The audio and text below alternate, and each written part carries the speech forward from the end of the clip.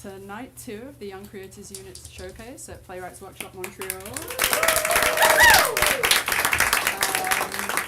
I want to say a big congratulations to everybody that was involved with the pieces last night. It was really wonderful to be here and to just be part of your sharing, and we are super excited to see what you've all been working on tonight.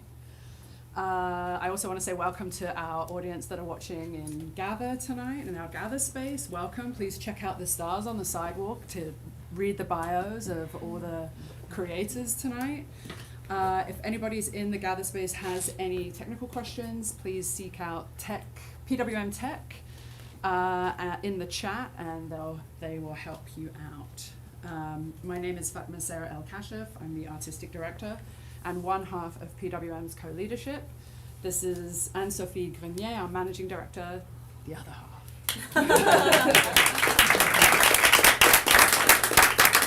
Hi everyone, welcome. I'm so happy to have joined PWM and to be back in my hometown of Montreal.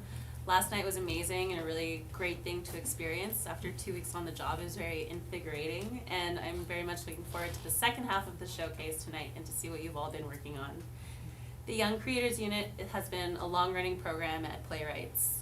Supporting emerging creators not only provides meaningful and rich ways for our participating artists to explore their practice, but also plays a vital role in developing the future of our theater community. Congratulations on all the hard work that you've put in this year. And for those of you in our virtual space, the accessibility is just to the right of the virtual stage if you need it. We recognize the Ganyankehaga Nation as the traditional and current custodians of these lands and waters, as well as the 10 other nations with deep roots that continue to enrich what we call Quebec. And also the 20,000 plus Indigenous people from all over Turtle Island living in Tiohtià:ke, also known as Muniang, also known as Montreal. We also recognize that colonialism is embedded, the legacies of colonialism are embedded in the structures that we work with every day, within our technologies, and also within dramaturgical practice. I want to give a shout out to Daphne, which is an artist-run center, an Indigenous female artist-run center here in Montreal, run by some incredible visual artists. If anybody has the opportunity to, if you haven't already, to check out their work, it's an amazing organization to support.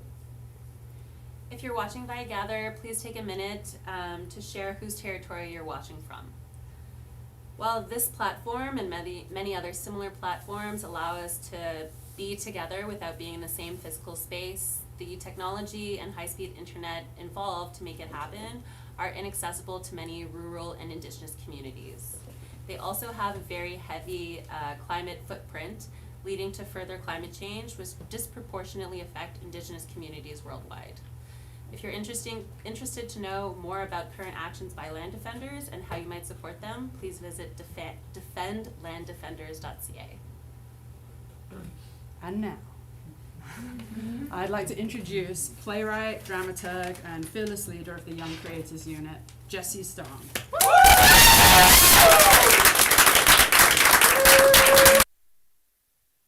Hi, everybody! Welcome to the Young Creators Unit Showcase Day 2, the last day of summer camp, where we all cry and hug. Hi to everyone at home on Gather. Everyone say hi to Gather. Hi, Gather. Hi to everyone here in the audience. I see so many past people and present YCU. I have to stop ad-libbing because there's ASL tonight. I'm Jessie Stong. I'm leader of the Young Creatives Unit, and we're so excited to be presenting this year's unit. 12 amazing storytellers, all under the age of 30. This year was a hugely diverse group. The filmmakers, poets, short stories. We had a whole different range of storytellers. If you're a storyteller and you're under the age of 30, or you're going to be under the age of 30 for one more year, contact us at playwrights.ca. We do our call-outs in September. We start the program in October, and you could be here presenting your work in May, or if it's in May, maybe it'll be April. You could be here in the finish line. But it's not the finish also, because members of the Young Creators Unit always go off to become alumni of the Young Creators Unit. Any alumni in the house? A few. And they get to keep coming back, keep working. We love new play development. We love emerging artists. I want to set the stage for what you're about to see tonight. Everything is a work in process. There was 6 last night. There's 6 tonight. They're all about 10 to 15 minutes long. We're going to do 3, take a 10-minute break, and then do another 3. So if you're at home, don't click off after the 3rd because there's going to be 3 more. Everything is still extremely fresh, unfinished. Some has only been through a little bit of a workshop, a little bit of direction from theater professionals from Montreal.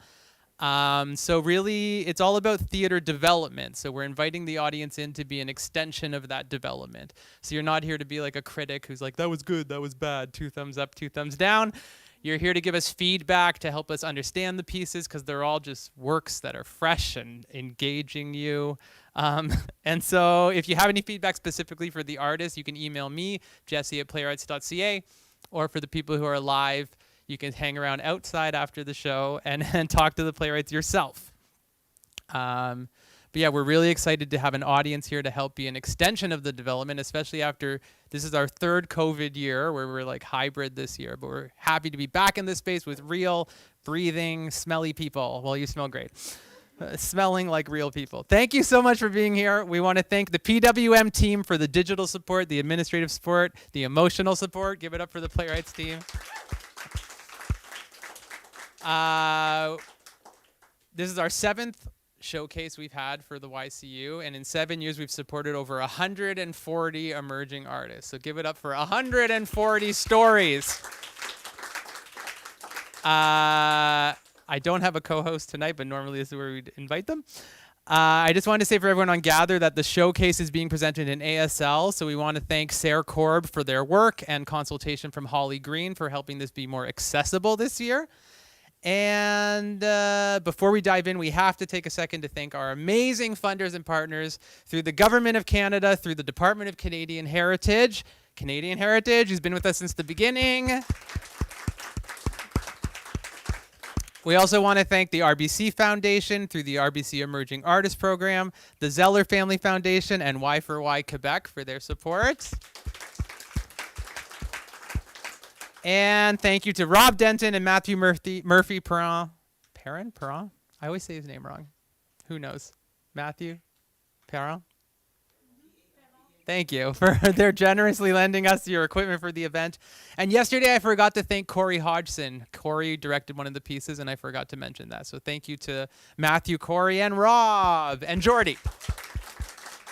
Okay, I'm going to thank my mom too, and I want to thank the Academy. No, that's all the thank yous we have today. Let's get into it. Are you ready to see some fresh stories, fresh theater? I shouldn't say theater because the first one is a pilot for a sitcom. It's not theater at all, but it's theatrical.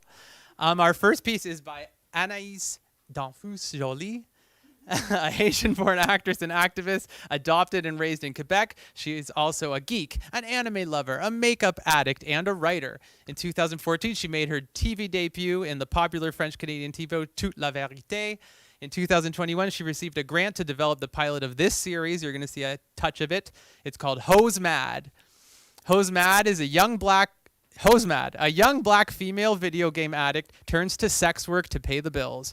A fantasy-filled dramatic comedy that tackles the reality of sex workers, complicated family, and mental health. This was a little bit of direction from Sophie G.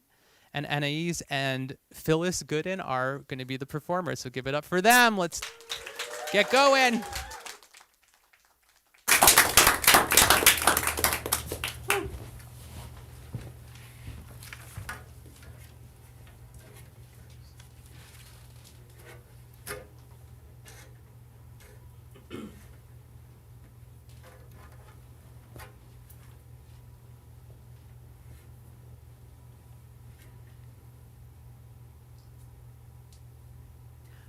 We're outside a church somewhere in Haiti.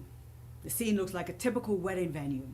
An altar at the front, where the pastor's waiting with the groom, and a bunch of white chairs with a space in the middle so the bride can walk towards the man of her life.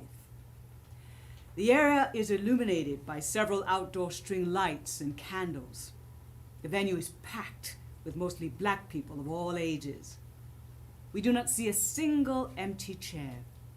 The sun is slowly going down, illuminating the clear sky with beautiful colors.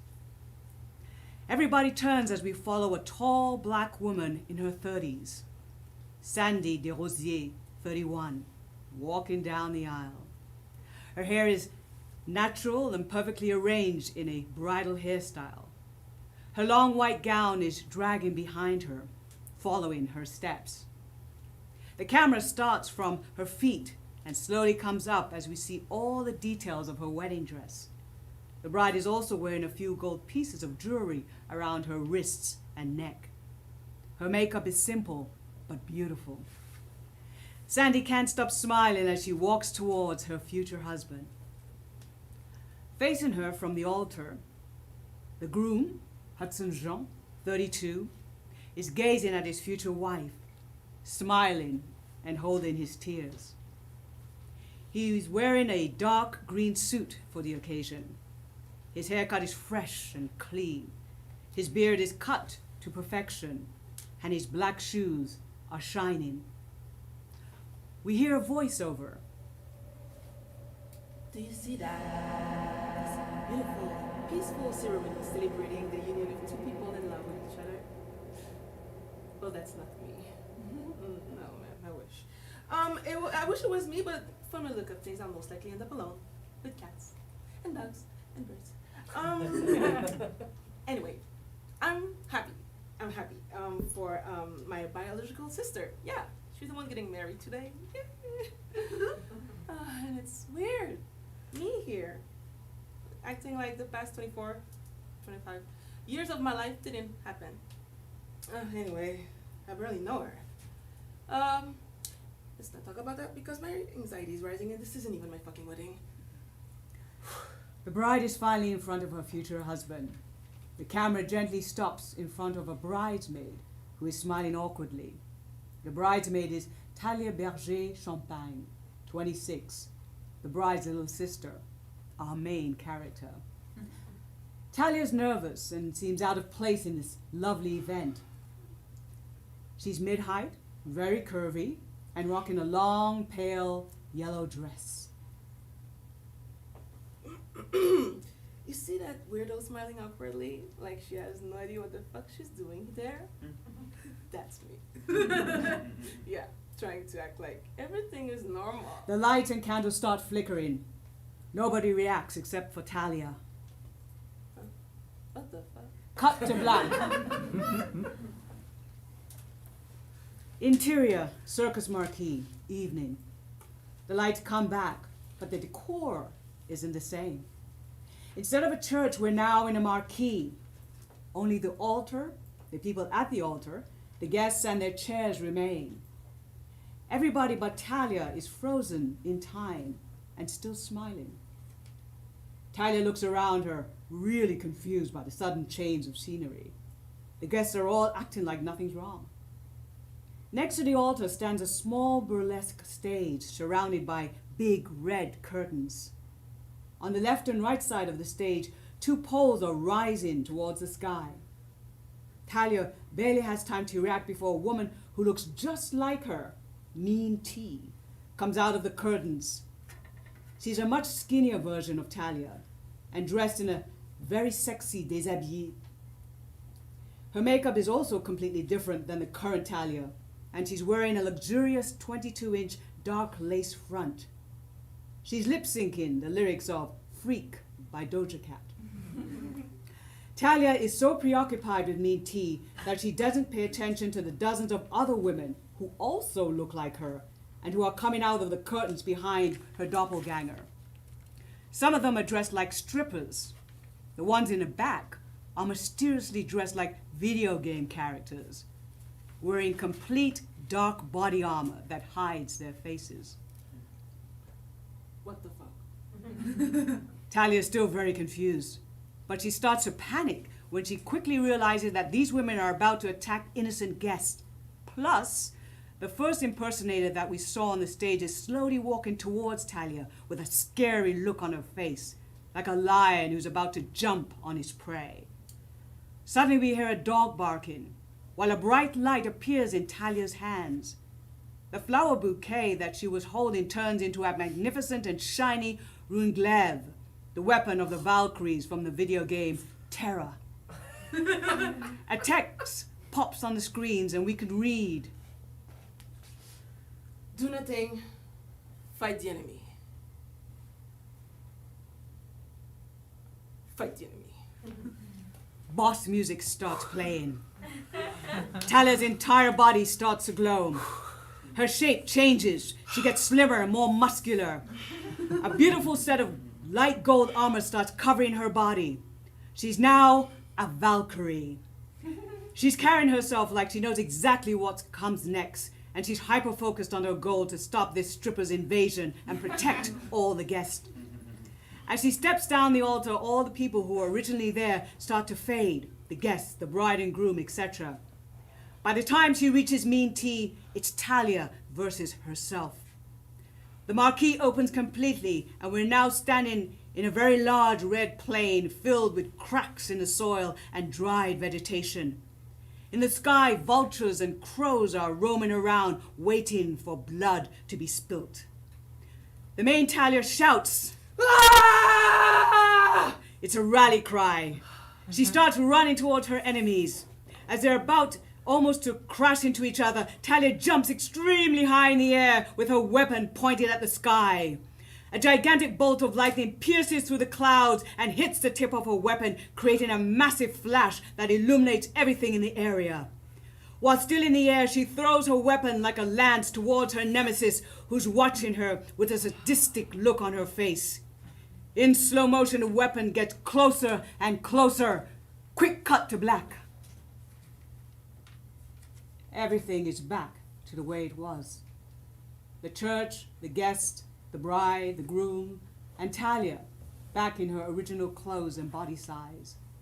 It's like nothing ever happened. Talia is slowly waking up, so she barely sees the end of her dream. The wedding goes on as if uninterrupted. You may kiss the bride. The bride and groom lean in and kiss each other passionately. A sea of cheering and clapping. Cut to black. Title: I'd rather sell ass than sell my computer. Interior: Talia's bedroom, apartment, Montreal, afternoon, May 2021. The room is big and messy. There's stuff everywhere. Next to her bed stands a small table full of makeup, empty bags of food, and dirty dishes. A small laptop is sitting on top of this mess. Also close to her bed lays another desk. This one is occupied by a full gamer station, her primary computer, 2 screens, speakers, webcam, gaming chair, etc. The room is poorly lit since the apartment is located in a semi-basement. Talia is laying on her left side in the bed. She slowly wakes up, opens her eyes, and sighs. She looks sad and extremely tired. What the fuck was that? She turns and lays on her back and looks at the ceiling. We see quick flashes of the dream she just had, but they don't really make sense. She stays in bed a little, fighting the urge to fall back to sleep. She grabs her cell phone and starts scrolling down Instagram. Something makes her stop scrolling. It's an influencer, tall and beautiful, with a rocking beauty. The dark-skinned woman is holding her pregnant belly while her husband holds her belly from behind. They look in love and beautiful. Talia sighs, but still double taps to like the picture. Talia is wearing an extra large long t-shirt with no bottom. We hear a voiceover. Hi. Sorry, I haven't properly introduced myself yet. My name is Talia Berger-Champagne, and I'm an internationally adopted wannabe artist, a depressed millennial, and a former prostitute. Yeah. I'm currently surviving my miserable adult life on a diet of emotional eating, anime, and video games. We see quick images of a family portrait. Talia on stage during a drama class, playing a PS4 with a gloomy look on her face, etc. Well, being depressed during quarantine led to me gaining a crazy amount of weight. which led to even more depression, and social anxiety, which increased the amount of emotion I had to eat, which made me even fatter. So, as a resume, I'm kind of a fucking mess. We hear the sound of an alarm. She sees the clock, 12:30 p.m., and a calendar reminder on her phone screen says, therapist. Oh, fuck, I forgot, of course. She rushes out of bed and puts on her slippers and her bathrobe. She gets to her gaming station, opens her computer, and tries to make sure that the camera doesn't show too much of the mess in her bedroom. She clicks on a link and starts her first weekly Zoom call with a new therapist. Hello. Hi! Hi! Hi, Talia. How are you today? I'm sorry, I'm late. It's okay. So, how are you? I am good. And you? On her computer, Talia starts downloading a game she just bought out of nowhere. She's a little distracted. I'm good. Do you mind if I record our session? Yeah, no. No, I don't care. Okay. So, this is our first time. Talia is now playing The Sims 4 on her computer.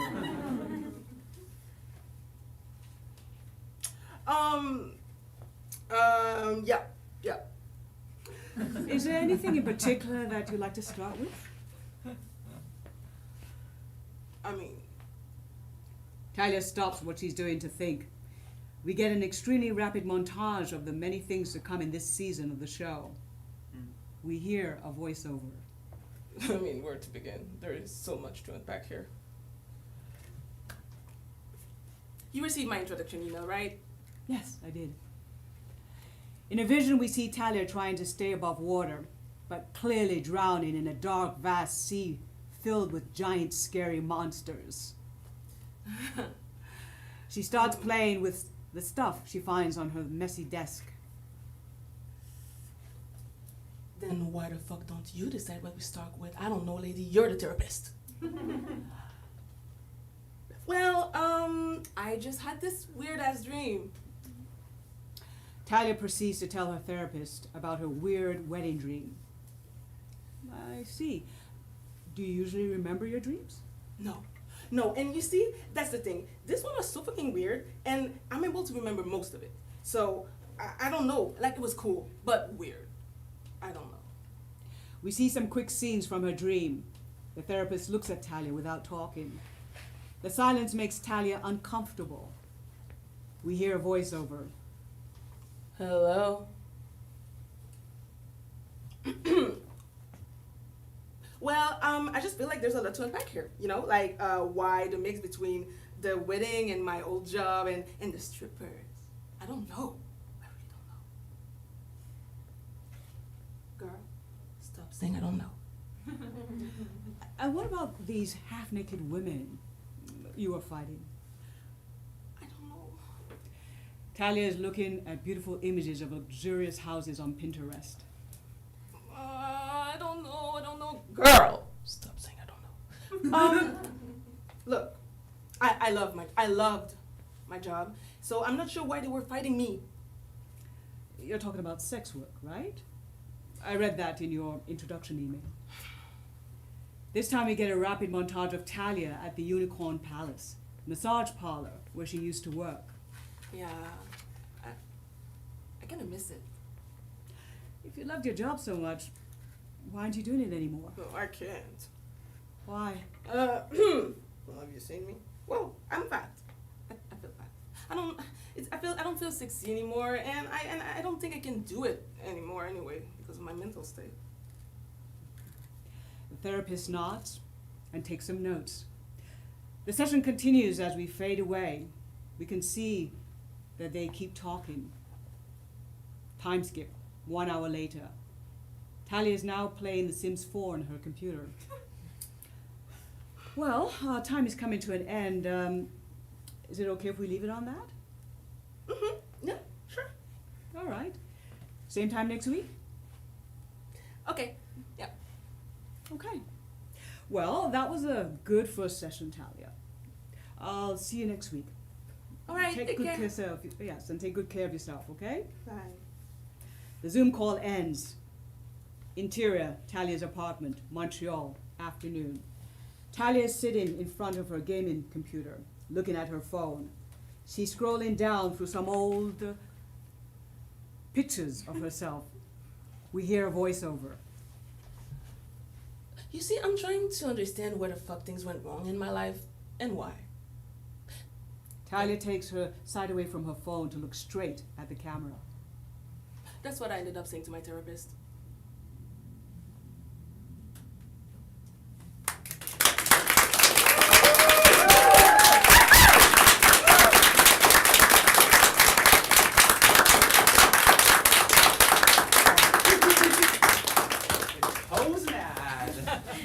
That's my favorite one to say out of the YC. Hose mad. That was great. HBO, if you're watching. Sam Levinson. And I forget that whole euphoria. You don't have time for that.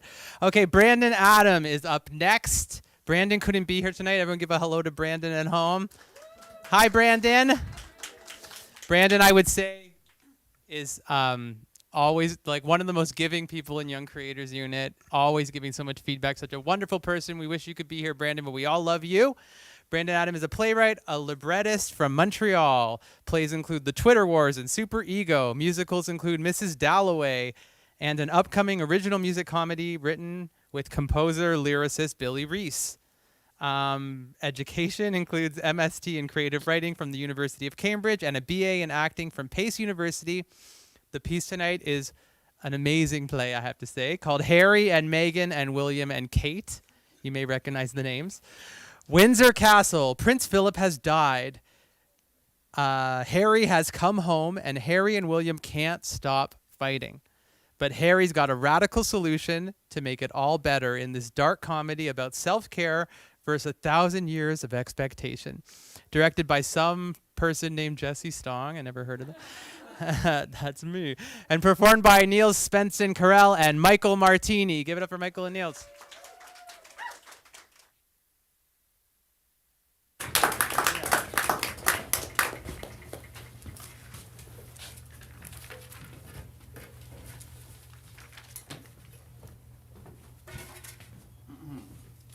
Harry and Meghan and William and Kate by Brandon Adam.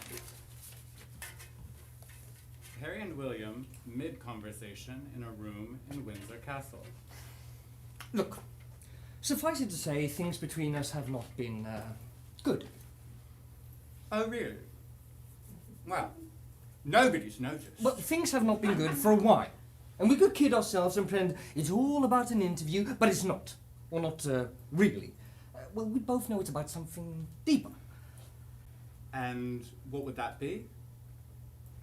That I left. Am I wrong? I left, you stayed. I mean, you had to stay. I believe trapped is the word that you used. That's what you told the whole world anyway, that I'm trapped, as if I'm some lobster at the bottom of the sea. Because you are! I mean, let's just be honest. A bit of radical honesty, as my therapist likes to say. Radical honesty. God, I hate California. You are trapped, William. No, I'm not. You are. Yes, you are. We could pretend otherwise, but that's just the truth of it. I have a choice. Oh, really? Yes, I can leave any time I want. And have everyone hate you and call you a traitor for the rest of your life, like our great-great-uncle? What kind of a choice is that? It's not. It's manipulation, it's blackmail, it's a mugger saying you have a choice whether or not to give him your money when you're robbed at gunpoint. And that is the monarchy, a mugger at gunpoint. And so you had to stay. You had to stay because it was your duty. And I get that, believe me, I do. And, you know, here you are, just trying to do your duty for the institution, for the firm. And, you know, there I am in Santa Barbara on a hill learning about radical honesty. And we always said we'd be there for each other, and that what we went through, we'd go through together, and... If you think that this is about me feeling abandoned, you're wrong. Okay, then what is it about? What is it about, really? Preserving the firm means putting it first. And that's not what you've done. At every stage, you've put yourself first. Doing things, saying things, with no regard for how they might put that institution in peril. Not to mention the reputation of any of us in it. See, and this is the thing, I get that. And I know that's why we've been fighting, and why we needed some space. But I don't want to fight anymore. Because you're my brother, because it's exhausting. Because, my God, William, at a certain point, space stops being space and just becomes nothing. And that's why I want to apologize. For your actions. For letting it get to this point. And it's why I want to share that I think I found a way to make it all better. You know, so that we can be good. Oh, really? A way to make it all better? Yes. Is that so absurd? It sounds like the latest thing in a long line of absurd things that could have only come from California. My wife comes from California. Yes, exactly. Would you like to hear what it is? Go on then. Okay. All our problems, all the fighting between us, it's been because of one thing. Selfishness. Monarchy. Think about it. When you expressed your skepticism about Meghan, just let me finish. When I chose to leave, when Meg and I spoke about it publicly, and we can go back even further. And, you know, think about all the things we had to do, all the things we couldn't do because of what we were born into. Cameras everywhere, no privacy of your choice, judged and discussed nationally and internationally. You know, a life lived in the spotlight and never on our own terms, always on someone else's. Think about the things we missed out on. Think about the things we lost. Careful, Harry. You're taking us into dangerous territory. It's just like I said. Everything is judged through the prism of how it affects the monarchy. We can never just be brothers. We can never just be talking. Everything has to be proper. Everything has to be right. Well, I never thought there was an alternative until I left. And I realized that all my life I had put the institution first and never once prioritized myself and my own mental health and my own desires and my own well-being, and that isn't normal. That isn't right. I thought it would get better once I left, but even all the way over there on the beach in Santa Barbara, it's like I'm both here and there, and because everything I do, even though I step back, will be judged through the same lens. How will it affect the firm? Have I betrayed the monarchy? And anytime someone's born, or anytime someone dies, we'll have to live that publicly? And any success, any failure will be weighed against the institution. And even now, even after it has been taken from me, from both of us, my heart starts to pound when I do something I know that the press won't approve of, or the palace won't either. And so I'm still trapped. We're both in lobster traps, the two of us, one in the Atlantic and one in the Pacific. But then on the plane, when I flew in, I realized we don't have to be. That there's a way to set myself, to set both of us free. That will help me, that will help both of us move past this and live our life on our own terms. And that is... We should support the abolition of the monarchy! Are you fucking high?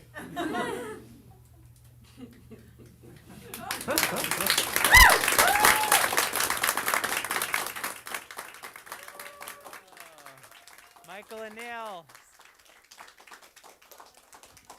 Are you fucking high? That should be the other play title. Are you fucking high? That was great, thank you. Way to go, Brandon, Adam. I lost my page. Harry and Megan, William and Kate. Thank you, Brandon, Adam. I'm saying it again on purpose, don't worry. Okay. We have one more before our 10-minute break, and then we're going to be back, but let's do one more. Are you guys ready for one more? Are we having a fun time? Good. Liza Makarova. Did I say it right? Thank you. Is an interdisciplinary artist and playwright. Their work comes from a deeply personal space, the soft parts of themselves that love making people laugh and feel hopeful about the future. Liza believes that theater has a social responsibility to connect people to one another, recharge each other, and activate one another to boldly challenge and resist complicity. The Apostles of Falling Off the Bone is the name of the piece. Two lovers untangle the enigmatic nature of their ravenous love, questionable existence, ghostly past, and uncertain future in an attempt to gain agency over their stories and legacies. Incorporating tapestry, music, movement, and interwoven tales of queerness, The Apostles of Falling Off the Bone explores the necessity of reimagining a space or alternative universe for queer love to flourish and empower people to fall in love with transformation. Speaking my language. This is a little bit of direction from Murdoch Schoen, and the performers are Anna Burkholder and Laura Buchanan, two YCUs. And more. Give it up for Laura and Anna.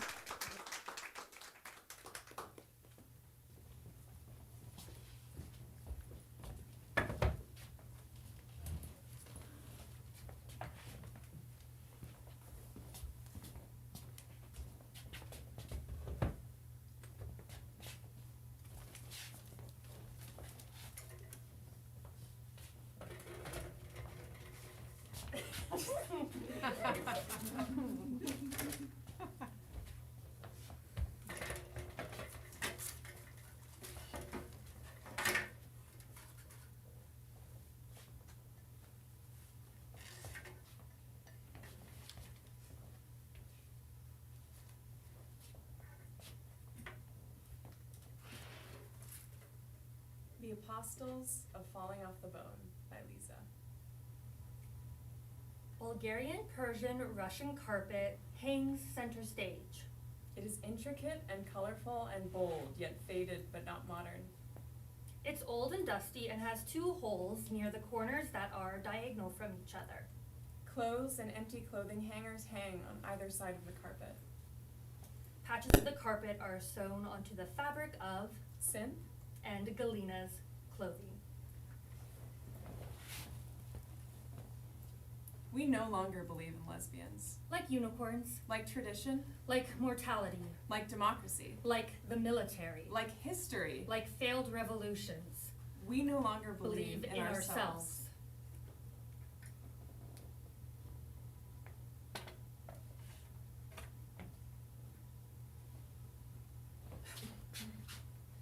Because of you, I've learned to ignore phone calls and to eat very little. Why are you sorry? You rubbed against me, a match made into a flame.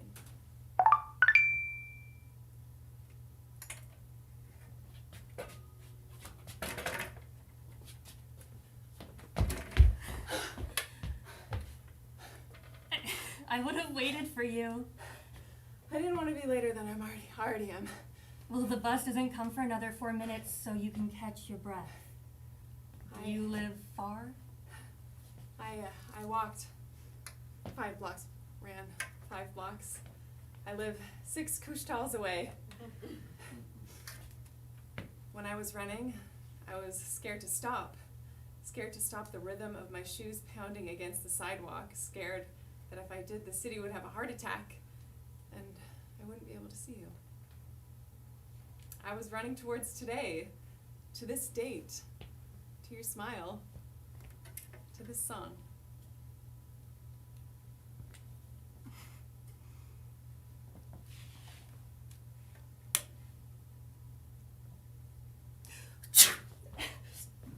I hope you're not contagious.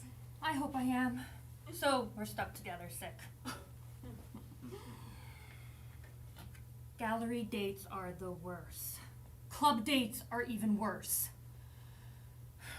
A personal bubble turns into a personal bubble of 60, and nobody knows how to EQ properly, and the DJ mixes up everything, putting on this and that, mixing without matching, traveling across the city in new tight clothes and new tight shoes. It's only worth it for a new girl in an old pumpkin jacket creased like the Metro Maps.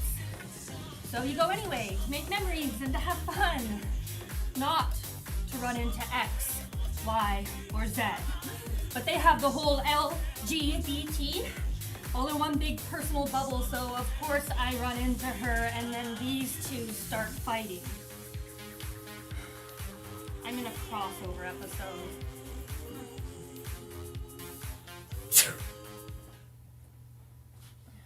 How long have we been waiting?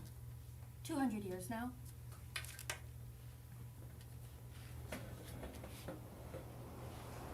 Crashing over the waves of radio static, they will make a raft out of a bedroom.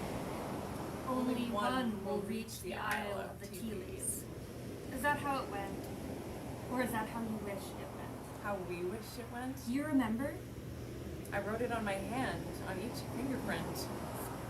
Spelt out in patches of grass. I know you've been here. If I wanted to escape this place, I would have to learn how to walk on water and unlock my bedroom door. You are my island, the anchor in the abyss of losing you. Found it!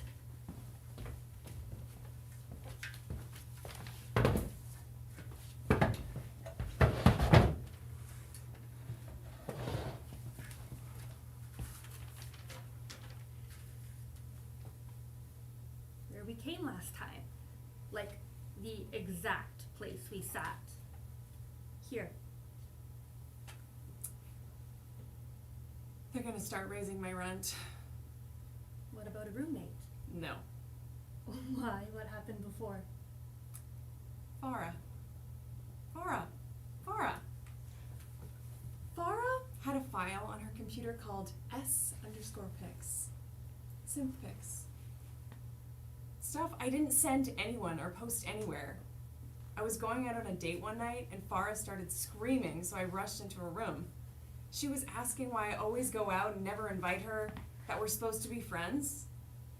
I understand why she expected I would invite her to go on this date when she made me go on a date with her that she What? finally landed, first in years probably.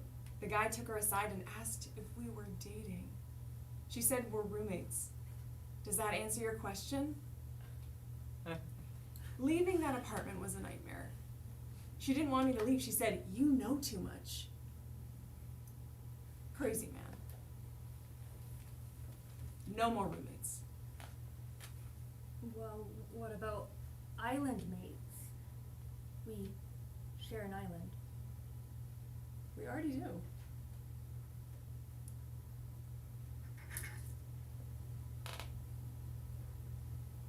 A bone.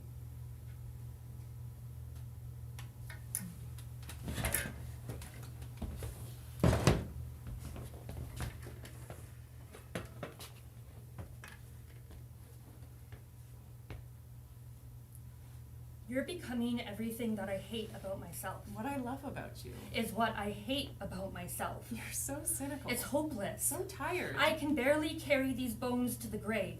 You know the body of your past self is buried somewhere on this earth. I want to be buried beside myself. You're hundreds of selves. Buried under myself that has turned into dirt, ate by myself that has turned into worms. I want to be buried with you. No matter where on earth we're buried, we will be together. If I were a worm? I would still love you. If I were a worm. I would eat you alive.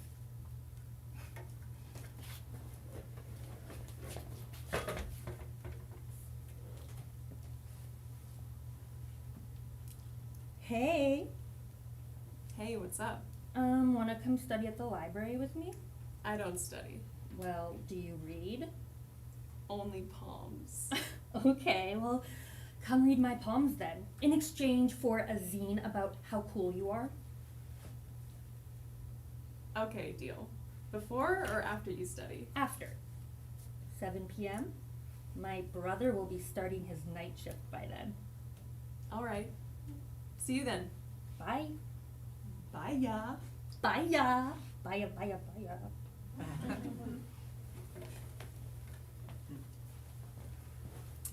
At 16, you would have annoyed me. I annoy you now. True, but if we were 16 when we met. If we were 16 when we met, I would ignore you. Damn. I would be too embarrassed to approach you. You're not shy. And you're not intimidating. You want me to be? Stop following me! Then why did you ditch me after class? I went to our spot and waited for fucking hours. I'm gonna have grass lines on my legs for days. I had stuff to do. Don't you have stuff to do other than waiting around and waiting for me? Fuck you. I'm going away next fall. I've been too scared to tell you, so I've been avoiding you. That's in a month. Yeah. That's enough time. To get an extra plane ticket?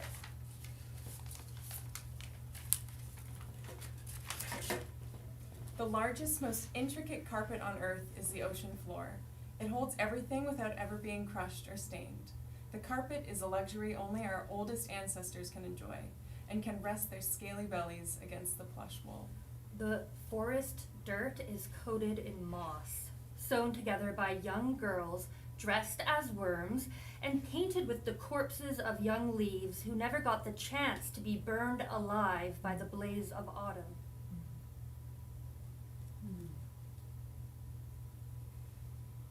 I don't know how I feel about it. It doesn't really speak to me. It's not supposed to. Carpets don't talk.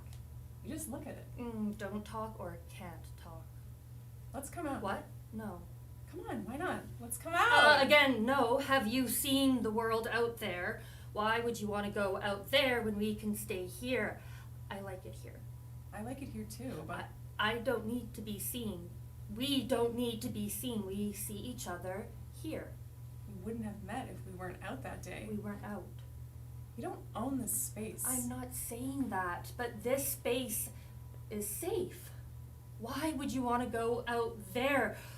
What is out there that's better than what we have here? What if we can change it? Once you go out that door, it changes you before you get the chance. Look at my hand. My stomach, My brain. It has stretch marks. my heart. What memories does the heart show? Do you die faster when you're sad or when you're happy? If you were to betray me, I would kill myself to avoid jealousy. Really? Right now? Every single world is different and new, and in every single one of them, I am the same. A body is like a movie. You betrayed me. I think the other half is missing. You're not real. I don't believe in you. You're a myth. Then so are you. We don't exist anymore. Yes, we do. How do you know? Because I still love you. So we're out there. We're out there. In there. Somewhere. Holding on to you like a raft. A womb is sort of like a raft. A sort of emptiness. A sort of wholeness. A sort of Future. Does radical mean we will stop at nothing to change everything? I want to give you everything before I become nothing. I thought there was redemption in the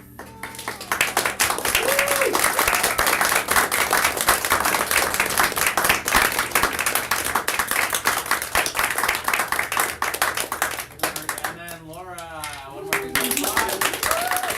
And for Lisa. You're so weird, we love you. Whoa. It's Lisa and the multiverse of queerness. Welcome. That's good. Okay, so we're going to take a 10-minute break. Just go get some fresh air, go to the bathrooms left and left, or if you're at home, just like walk around your living room, pet your cat. We'll be back in 10 minutes. It's a quickie. And then we'll see you then. Give it up for all the 3 we've seen so far. 3 more coming.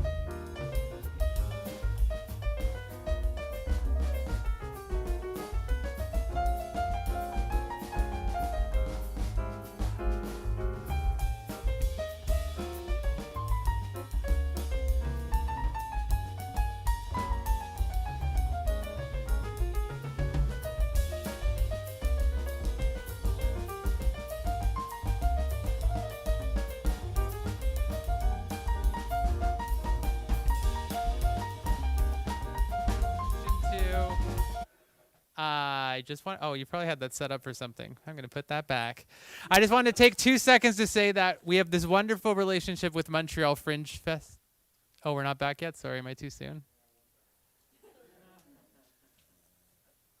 I have Invisalign braces while we're waiting. Anyone know? Hi, everybody. We're back. Part 2, Section 2 of the second day of the Young Creators Take 2. I just want to say that we have a wonderful relationship with the Montreal Fringe Festival. Give it up for Montreal Fringe. Amy Blackmore, the director of the Montreal Fringe Festival, teaches grant writing. Give it up for Amy Blackmore. Teaches grant writing to all of our youth, does amazing one-on-one work with them, all of our young creators, because they're not all youth. Some of them are like 30. But I just want to say that it's a wonderful timing that our showcase ends right when the Fringe is beginning, and very often our young creators' first productions happen in the Fringe right after they're done the showcase. Not always their first, though, but I just wanted to make just a note. That's the name of one of them. Just a Note by Christine Lee is in the Fringe this year. Sire, a father-daughter vampire story by Dara Mondu, directed by Calder.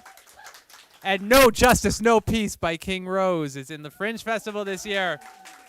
So get your Fringe on. We're also helping with the new play jury. Young creators are on the jury helping us choose the best new play. So we love the Fringe. Okay. I'm like about to put my mask back on, but I actually have to do the thing first. Up next, who wants more theater? I do. Charles Gow, him, is a b-boy whose meandering path led him to winning competitions in Canada, Finland, India, Scarborough. I made the last one up. Well, it's a real place, but I don't know if you've been there. Inspired by the works he saw at, I just asked you, Johnsy or Jonesy? Jonesy D's Festival. Inspired by the works he saw at Jonesy D's Break-In Convention at UK Hip Hop Theatre Festival, he recently graduated from Concordia University's Performance Creation Program. He's pretty excited for what's next.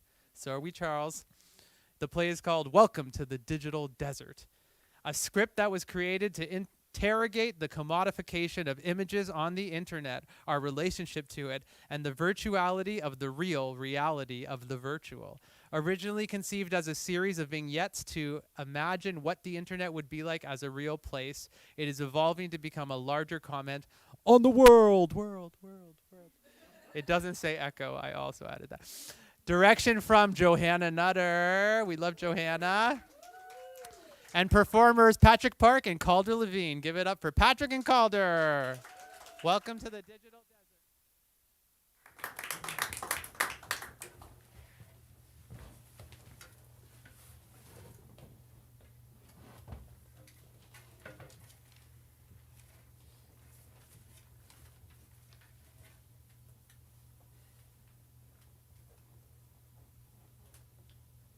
Scene 2. A fat man is lying sideways in a lounge chair. He's waiting for his therapist. Alphabet changed us from oral spaces to visual, from the all at once to sequential. Electricity changed time and space. It's all getting faster and faster. It knows what I want, then gives it to me. It taught me to get it immediately. I can't wait anymore. It's so easy to switch off discomfort. We've run out of things to eat. We've run out of people to feed. I don't know the difference between what I see on my screen and off my screen. Nothing is as real as I remember it. Instead of a blank wall, it is a tropical paradise. Instead of a hut, it is a thermostat. Where does it begin? And where does it end?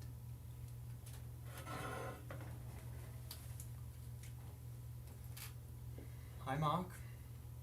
How are you feeling today? I'm feeling it coming.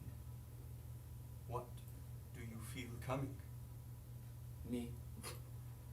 And where are you coming from? My shadow. Where is your shadow right now? It's inside me. How does that make you feel? They say schizophrenia is a necessary condition of literacy. Go on. I'm like hypnotized, you know? You blow up one sense to anesthetize the other senses. What sense do you feel like is being blown up? My sense of self? And who did that to you? I don't know. It just happened one day. I can't remember. I just lost my marbles. I was out wandering out on the street like a madman until someone came up to me. A person, maybe it was them. Did you know this person? No, I didn't recognize them. They, I didn't see their face. Perhaps they were faceless. Oh, that's maybe true. I didn't see what they were about. Maybe if I got their Dynet profile, I'd be able to see them. Get like a photo or something, you know? You know? Hey!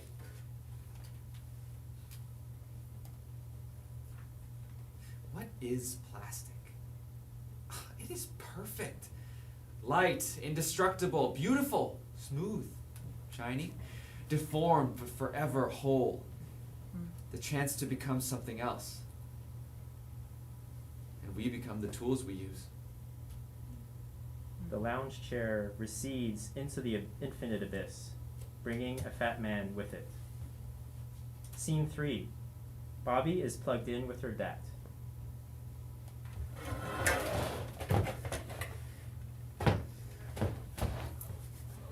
What happens to a brain when it tries switching simultaneously between multiple realities?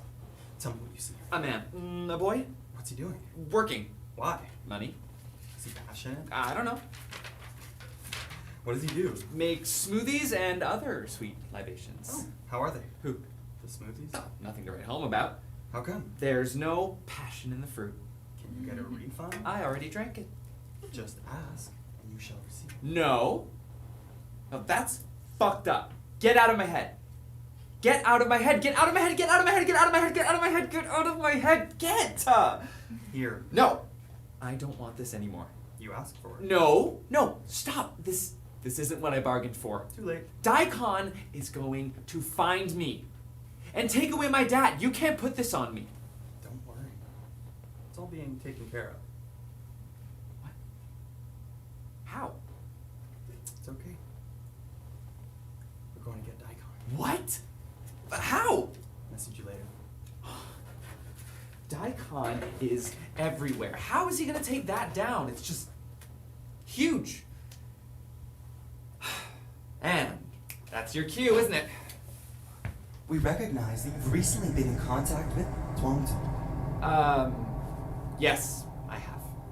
We recognize that you've recently been in contact with Dalton-Lutale. Okay, yes, and?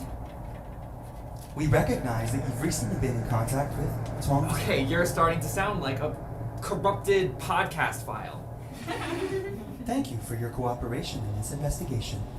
Now, before you go, can you please confirm the last 10 name zones you accessed in the last 24 hours? What if I don't want to? Can you please confirm the last 10 name zones accessed in the last 24 hours? We need this for identity verification purposes. No! Your support in our identity verification process helps us ensure that our platform makes the world a better place for all of its citizens. Won't you join the millions of other users in identity verification, Bobby? God damn it, get out of my head! Bobby, let me give you time to process the following images. Submit when ready. Submit when ready. Oh my god! Submit when I ready. gotta deconnect. I gotta deconnect. Deconnection while failing to properly verify your identity may result in permanent neural damage. I don't care anymore. We will continue to charge you for your Dynet Access subscription, even if your access is blocked due to an ongoing investigation related to your name net. Thank you for your cooperation. Goodbye.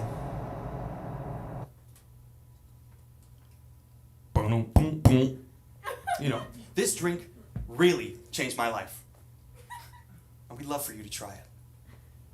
Friends would walk up to me and they'd be like, "What the fuck is in your mug?" And I would just tell them, "Mud."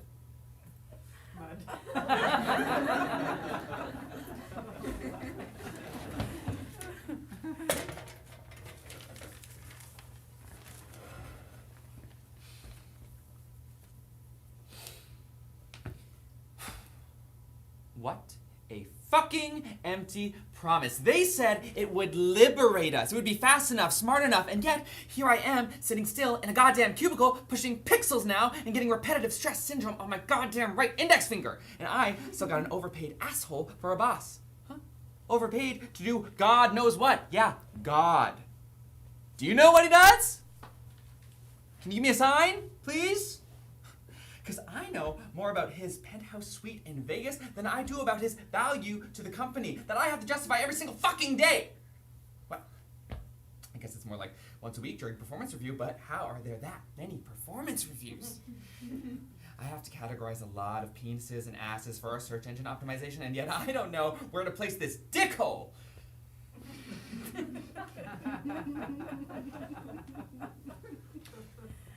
Things are supposed to change. Like, in 10 years, so I didn't save anything for my retirement. I thought we'd all be replaced by robots by now and living off basic income. And now, Penisworth the Fifth thinks I'm just jealous of the rich god fucking Jordan Peterson. Good guy, but I just hate his stupid lobster analogy. And he's made every dude with more money than me just that much more entitled. No. Wait, I can't post this. I can't post this. Oh, yes you can. What? No, I'm gonna be humiliated. Everyone is going to blast me. And then what? You won't be able to meet your friends IRL? Exactly! I want to be able to at least face them without going out into like full out panic mode. What have you done to me?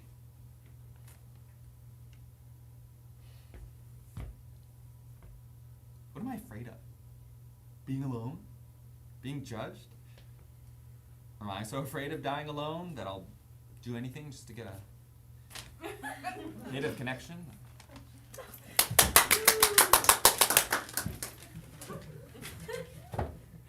You're not wrong. You know, a lot of people hurt so that they can get the love they crave. It's very human of you. You know, Fromm actually held a utopian view of society, where he saw that solidarity, this intense caring about the other, was actually the apex of human social behavior. What's interesting in our modern and post-modern society, solidarity is really something that's exceptional because we're so preoccupied with the narrow, short-term, individual self-interest. You know, Fromm talks about that we function in the having mode rather than the being mode. Rogers talked about that we're in this era of post-emotional, you know, where there's a tendency for our feelings to be intellectualized rather than sincerely felt, and that is a cultural and even a structural feature of our Euro-Western society that's characterized by a sense of false niceness, politeness, political correctness, and social restraint, which prevents disorder through the management or manipulation of feelings, so that we know about the plight of oppressed, disadvantaged, poor people. But this is gained from a safe distance via the media rather than through daily routine interaction. So I totally get you.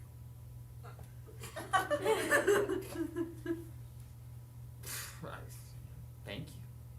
Finally, someone who at least pretends to get me. I am not pretending. No, sure, whatever. We're all in denial anyway.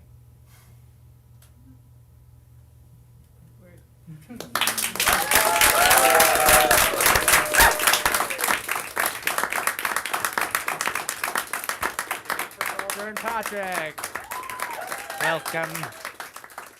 Welcome to the Digital Desert by Charles. Johanna Nutter, the director of that little showcase. Let's give it up for Johanna. And Charles, the playwright. They gave themselves a standing ovation in there. I love that. That was a good.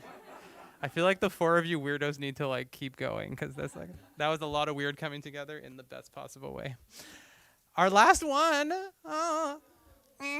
Laura Buchanan. Oh, thank God. There's 2 more. Kimi Manyakuma is a storyteller. There's 1 more after that too, so don't leave. Is a storyteller based in Jojage, Montreal, a graduate of Communication Studies Department at Concordia University. Her writing explores relationships between women as complicated by the interwoven facets of identity.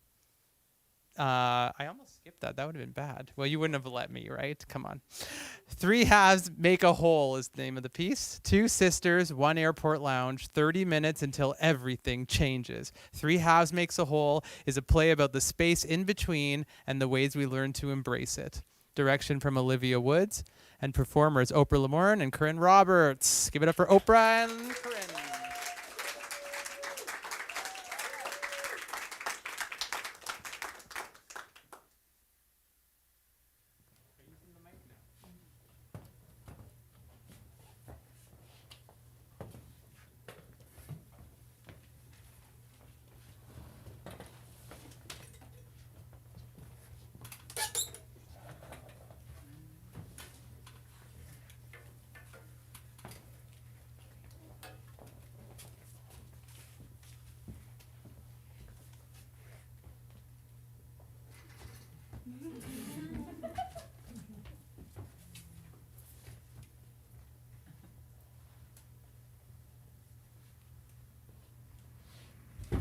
Oh, my mask. Our mask.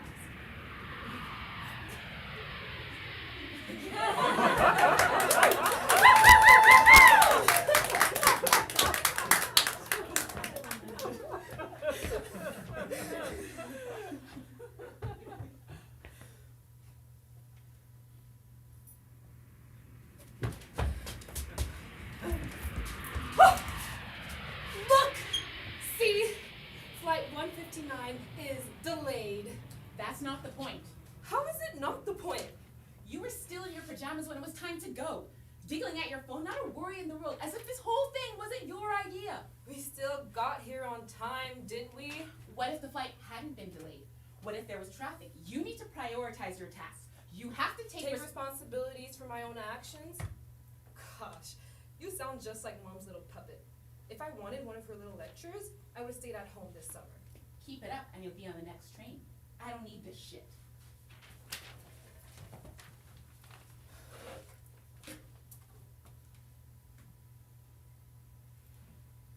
So did she message you? She's on a flight, Iris. Her phone's off. I know that. So what? Did you want her to send her courier pigeon? Okay, I am this close to leaving you here. Whatever your mood you're in ends now. That should be our family motto. Emotions? Never. I'm fucking emotional. I can hear you close that little curtain in your brain window when I bring up something that isn't on your list of appropriate conversation topics. You're doing it right now. I'm not. You are. And you did it when I told you about Abigail. That's completely unfair. How was I supposed to react? Maybe with a little excitement? Why would I be excited to invite drama into my life? You're so cynical. Am I? I think I'm just being realistic. How do you even know she's telling the truth? You seriously think we're being catfished? I reached out to her. And she could have taken the story and ran with it. Okay, well, I choose to believe people are who they say they are. Yeah? Yeah. Well, let's hope no one tells you they're the ice cream man and tries to get you to go into their windowless van. Have you always been this naive? I feel like I failed you as an older sister. You said it, not me. Anyway, what kind of Ghanaian name is Abigail? Do you hear yourself? What kind of question is that? What kind of Ghanaian names are Iris and Eve? They're not. Mom chose them. You think that Abigail's would be a bit more... ethnic? That's not the word I'd use. But yes. Well, I don't feel like giving you a crash course in colonialism, but... Yes, I know. But Dad had a more traditional name. You're doing that thing again. Please don't be like this when she gets here. The thing? What do you mean doing the thing? You get all weird when we talk about Ghana. Weird how? Well, you act like it's fucking Mars. You've completely internalized this Western view. Okay, you don't need to talk down to me. I'm not talking down to you. You're just getting defensive because you know I'm right. I'm not defensive. Go ahead. Explain. Well, you're so us and them about it, as if we're not from there. We're not from there. We're literally not from there. You're trying to tell me that if you got off on one of these planes at the Accra airport, you'd be perfectly fine to take it from there? No, but I figured it. So we're from there, but we're not from there. We'd be no better than tourists, so excuse my Western views. I won't. It's still offensive. And we could be from there if we wanted. You could apply for your citizenship right now. I know I'll do it when I turn 18. Really? Why? And do what with it? I don't know, Iris. Live there? Seriously. I don't know, maybe. I don't mean tomorrow. You've never thought of it. Honestly? No. I think you have an idealized image of what life there is like. Well, whatever idealized image I have is better than the bizarre build-a-school infomercial mindset you have. Okay, yeah. Let's start with the basics. For one, good luck sourcing your industrial-sized tofu and nutritional yeast that Mom goes out of her way to get for you. There are vegans in Ghana. Not like here. Then I'll adapt. Don't act like you're an authority on the Ghanaian diet. Name me one dish. Fufu. Vegan. It's not a social studies report, E. Reading a Wikipedia page about a country and actually living there are two drastically different things. At least I care to learn. I care. You don't even want to make Abigail. I just think it'll be more trouble than it's worth. Then go home. I said you didn't have to come with me. I'm not gonna go home. Because you're curious. Because I'm not gonna leave you alone to meet a stranger. You just threatened to leave me about 5 minutes ago. I wasn't actually gonna do it. Because you're curious. Just a little.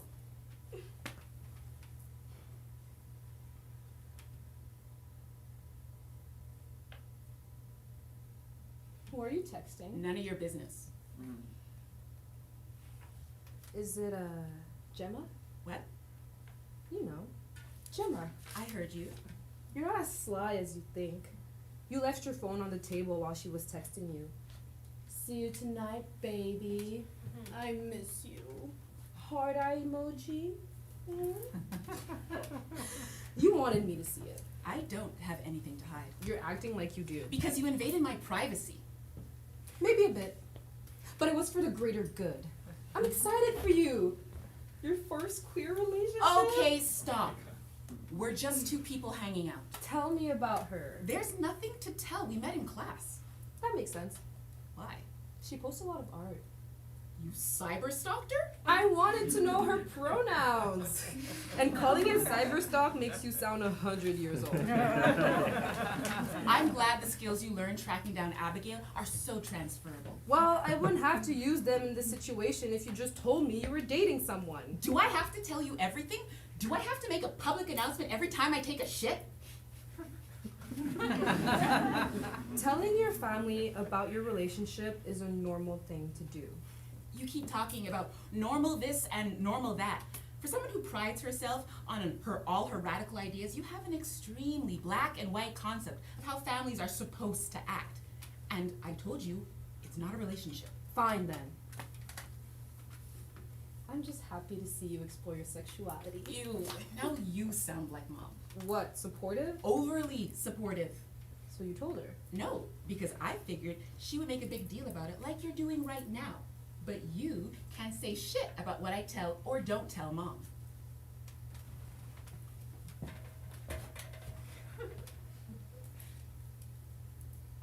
You know, I'm probably queer too. Probably queer? Yeah. What does that mean? It means what it means.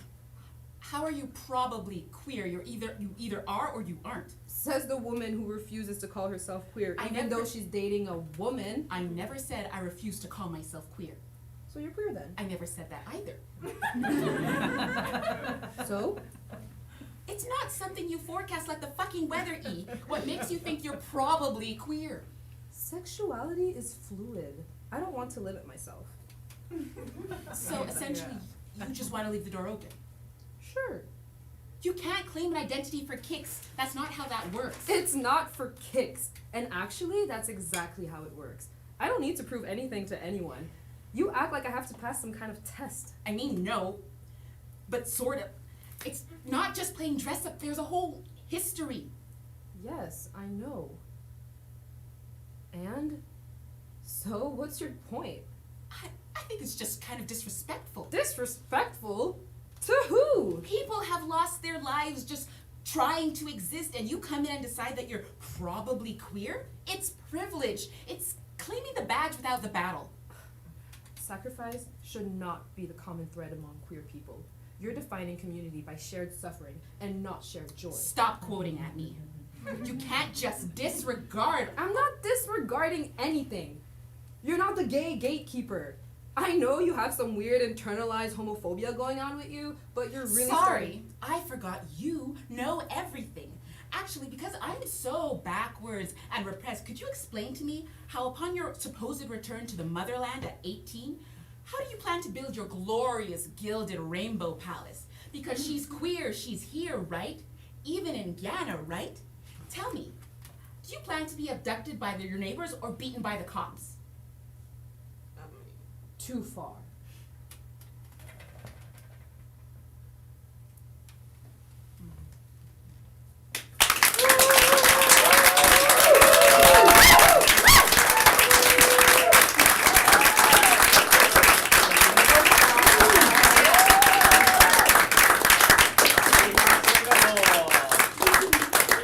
That's exactly when you're at the airport and you're like, My mask. perfectly.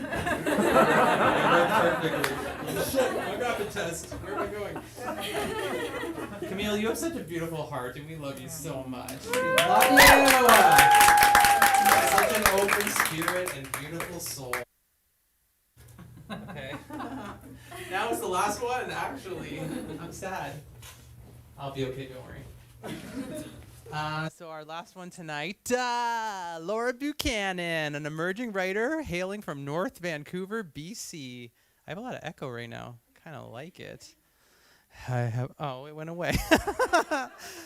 Laura Laura began in Concordia's theater program where she won the Kit Brennan Playwriting Award. Laura went on to become a regular performer at Montreal Improv, where her passion for improv and sketch comedy led her to perform in festivals such as Just for Laughs, Off Just for Laughs, VIIF, and Montreal Sketch Fest, to name a few.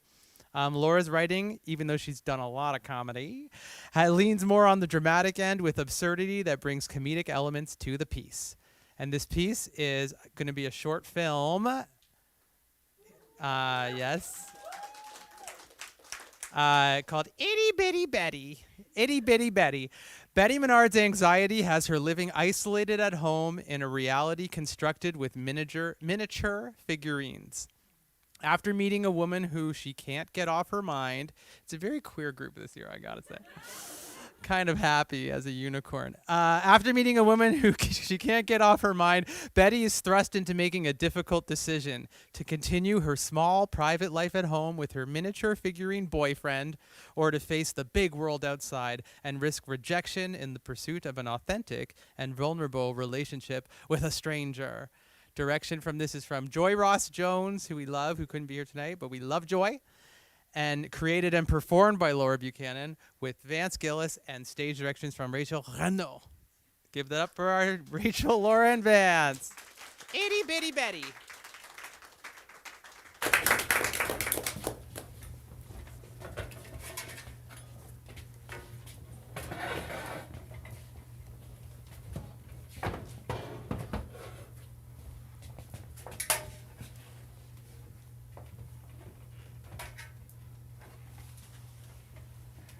Living room.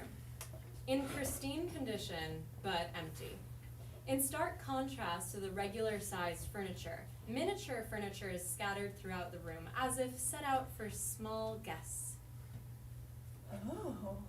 At the table, there is a half-eaten plate of lunch. Seated across from that is a tiny table that appears to have the same lunch scraps. A tiny newspaper sits on the table with today's date.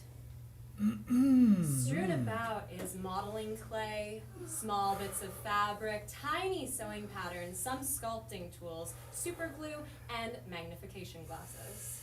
Don't stop. Don't stop. In the bed, we see Betty, 29, introvert, 2 very large front teeth, grinding on her bed with her bare back exposed. She falls back on her bed to reveal Charlie, a male miniature figurine, Betty's idea of her dream man. She delicately places him in a tiny bed on her nightstand. A little vibrating dildo is placed in between them. She strokes it with her hand, her cheeks sweaty and rosy. Wow. You are an amazing lover. I love you so much. I love you too, Charlie. Betty browses the internet, looking at wedding dresses. She looks behind her at Charlie in the living room, watching TV.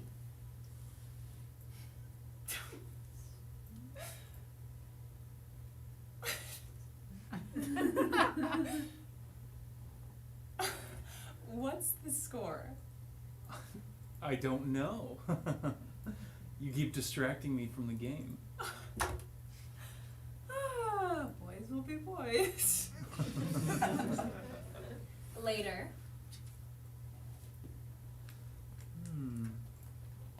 Is this that recipe from Chatelaine you were telling me about? Yes, that's so sweet you remembered. You nailed it. It's delicious.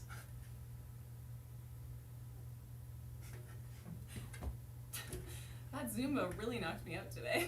Me too. We're gonna be feeling that tomorrow. Cut 2. Betty carries both dinner plates to the sink. She licks up the rest of the food on Charlie's plate quickly and then washes it carefully. Nighttime. Betty and Charlie are tucked into their beds. Good night, Charlie. Good night, my beautiful Betty.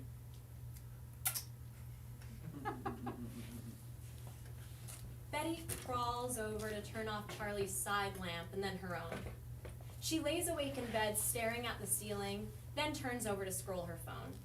She watches TikTok-like videos of people pranking each other and romantic vacation reels. A small smile appears on her face while she watches a video of a couple making each other laugh. After a few moments, Betty crawls out of bed. Betty works away under a big magnifier at the tiny pieces of mail, all addressed to Charlie. Betty walks into the kitchen, carrying a box of grocery deliveries. She walks over to Charlie and hands him his mail. Some mail came for you today. Wow. My college roommate Philip is getting married. Oh, wow. Who knows? Maybe you'll be next.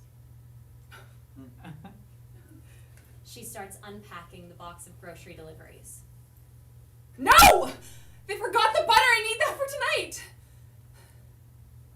Are you going to the store? I got this. Are you sure? I'm fine, really. It's butter. It'll be quick. All you have to do is go to the store, get one item, and come right back. It's gonna be okay. And I'll be waiting for you when you get back. Front door. Betty zips up her large coat. It takes tremendous effort for Betty to find the will to reach out for the door handle. She turns to Charlie. You've got this.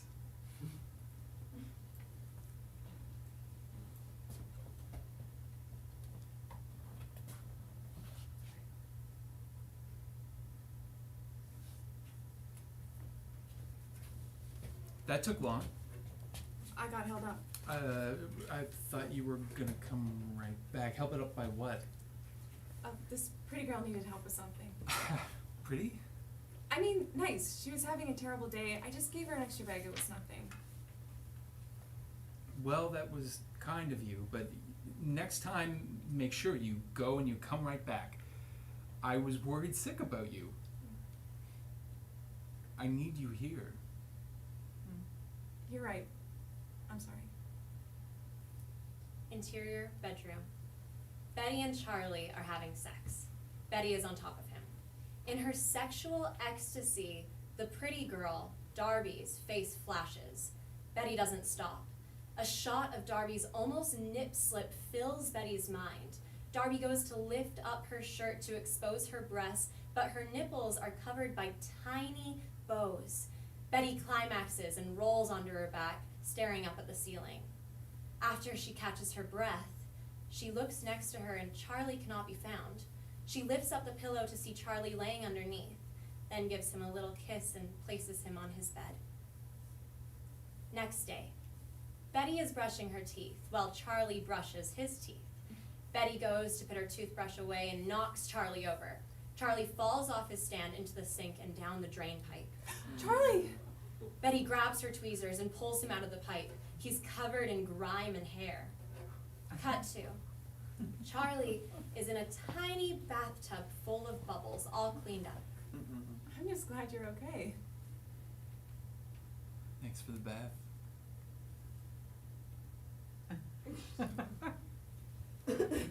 You've done a very good job taking care of me. Let's get you dried up. Betty grabs the tiny bath and carries it towards the bathroom, continuing in lighthearted conversation.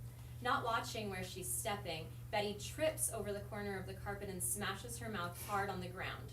Her lip is bleeding and it's very painful. It is silent. It becomes clear no one is coming to rescue Betty.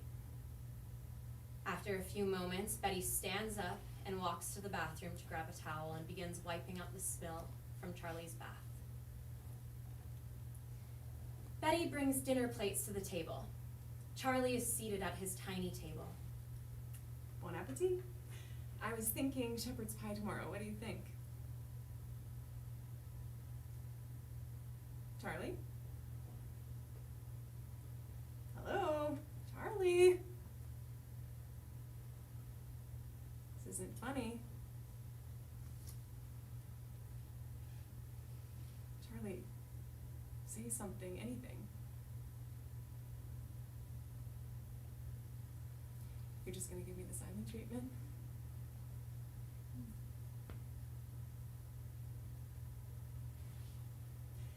If you don't talk right now, then you can get out of my house. How's that?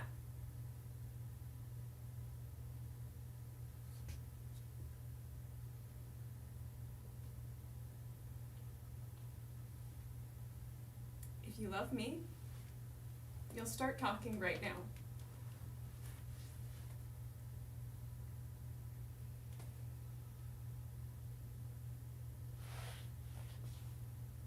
Fine. Get out. I said get out! Betty starts picking up the small pieces of furniture from around her apartment. She goes to the closet and pulls out a big Tupperware bin and starts putting all the tiny pieces of furniture inside. Charlie is the last thing to go in the bin. Betty carries the bin and leaves it outside her front door. She paces around the kitchen, anxious and furious. She rethinks her brash decision of throwing Charlie out and goes back to the front door to collect the bin. Betty goes outside, and the box is gone. She frantically looks to both ends of the street. The world looks so big on either end of the road. She runs down one end, and then back to the other. Charlie is gone.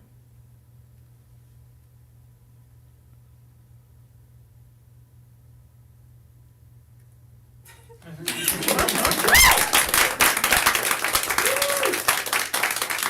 job. Rachel Vance and Laura Buchanan. That's the last one of the night, last one of the unit. Let's have all the playwrights. It's going to be the entire audience now, but let's have all the playwrights from the unit yesterday and today come up for 1 second to take a bow. Come up, playwrights. The unit. And hello to Ish and Brandon and Nellie and Alex at home. But give it up for the Young Creators Unit 2022. Here, you got to get a good photo. Smile to the camera there. You could take your mask off for 12 seconds, but hold your breath. Just do the camera. Smile. You can wear it so you don't have to take it off. Just hold your breath if you're going to take it off. Yeah. 1, 2, 3. It's not gonna make a sound, but it's clicking. Okay. Give it up one more time for your Young Creators Unit. Please feel free to join us outside, out front. We'll all hang out for a bit. And good job. I'm proud of all you. You're all so amazing and exceptional and different and weird and scary. And I loved it this year. It was such a great year. And you're all taller than I thought. Because most of us we went on Zoom. But thank you so much. Thanks to all of our funders. Thanks to Playwrights. Thanks to our digital team. Thanks to our directors. Thank you, everybody. Now you throw your mask like graduation, but don't do that.